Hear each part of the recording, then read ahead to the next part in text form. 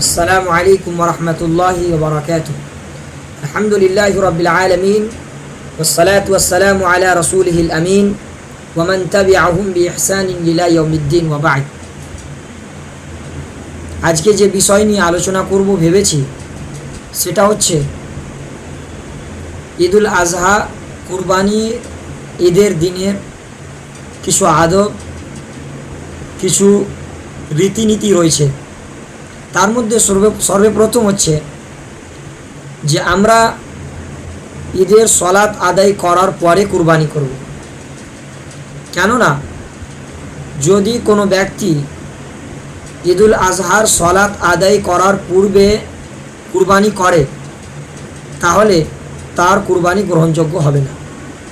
এর মর্মে রাসূল সাল্লাল্লাহু আলাইহি ওয়াসাল্লাম বলেন যে মান যাবাহা ক্বাবলা আস-সালাহ ফাইন্নামা ইয়াযবাহু লিনাফসি, যে ব্যক্তি ঈদুল আজহা সলাত আদায় করার পূর্বে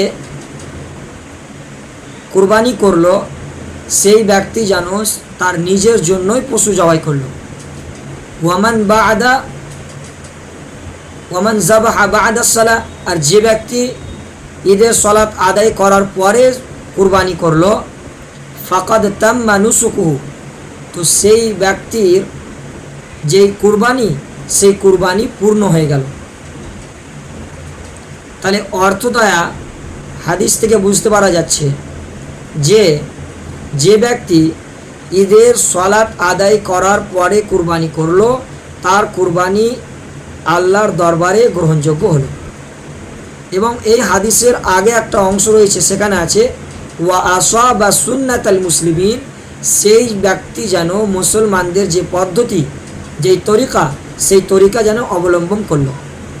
তাহলে এই অর্থদয় হাদিস থেকে যা প্রমাণ হচ্ছে যে আমাদের সকলকে ঈদের সলাত আদায় করার পরে দ্বিতীয় আদব সেটা হচ্ছে যে ঈদের দিন ছাড়াও আইয়ামে তাশরিক 11 জিলহিজ্জা, 12 এবং 13 জিলহিজ্জাতেও কুরবানি করতে পারি আমরা ঈদের দিন ছাড়াও।